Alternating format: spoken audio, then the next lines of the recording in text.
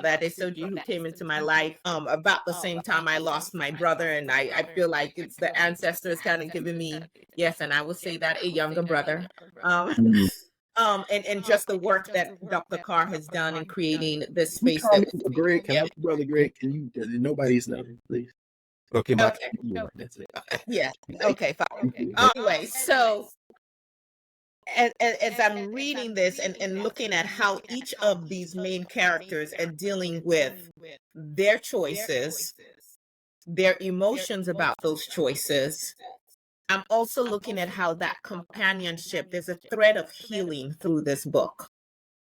And I see where with the men, I know I centered the women earlier, but with the men, there's a healing that takes place that only I think, I really think that's how I look at it, that the men had to provide for each other. And there's a healing that I saw between Salamata and Nefert, a conversation that they had that I feel could only have happened between women. And I say all of that to say that wherever y'all take this question that is so roundabout, but how we deal with existing in this social structure, particularly if you have an awakening that you desire something different, and where we then put our energies. And I would say that, again, in working with women on your self-love revolution, that I so often, going back to this issue of romance and all of that, I so often see men and women sidestep building meaningful relationships with each other that are not romantic, not sexually based, whatever, that could be the thing that brings about their healing, and instead pouring their energy into spaces that would keep them forever traumatized and unhealed. And then the other issue is what happens when we don't heal? Because for every single one of these individuals, you can trace whatever they're grappling with, in addition to the external issues of what's happening with Africa and Africans in the diaspora. You can trace it back to their childhood, their parenting, what happened to their parents that impacted them. Every single one of them, which we now also see playing out in Resi's life. So you all take that wherever you want it. I'm gonna jump in. I just wanted to say, and you picked up on this towards the tail end, because when I went back to read this for this discussion, I couldn't help but think about the conceptual categories and the ways in which these social structures show up, and the way in which Armah is just making a mockery of democracy, a mockery of the things that we often kind of covet in Western spaces. He's making a mockery of those things. And even it gave me uncomfortable pause around the passage that you read about the translators, because when I think about just some of the historical women that stood in that gap of translating, stand one foot in one culture and one foot in the other culture. I'm thinking about Phyllis Wheatley. I'm thinking about Krotoa out of South Africa, right? And never really being trusted in some ways by the people that you are trying to create some space for, and then stepping into European spaces and not being trusted by them, because you absolutely are giving information back to the people that you do have allegiance to.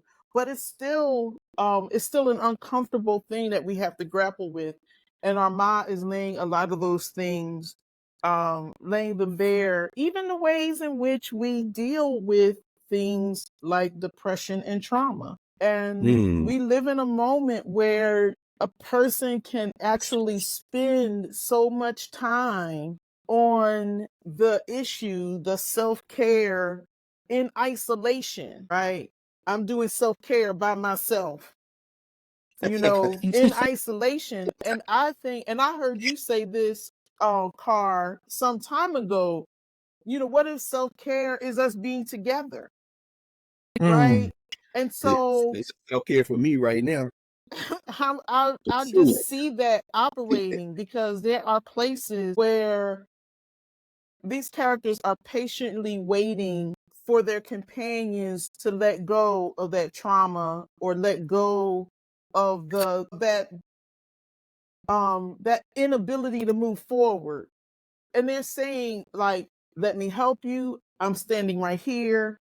I'm waiting to listen. And actually showing how you can be in relationship with somebody who may be grappling with these things that so many people are grappling with. Now, every other person is either depressed or anxious. And so the idea that you don't have to be alone in the midst of that, that the companions and the work, it's not just the having somebody to listen, it's the purpose. It's all of those things that are encapsulated that I find so very interesting. And I think that this is the book that when I heard you on the bus, I may miss some of the messages that come through, but if you are asking for something and I have it, I'm just like, how do I get it to you? How do I send it to you? How do I share in that thing that you are passionate about? It doesn't even have to be my passion, right? Like I have the things that are important to me, and then I have the things that are important to the people who are important to me. And so I think that even the way in which, we talk about novels building empathy, but I think Armah is not just building empathy, he's also adding action to it.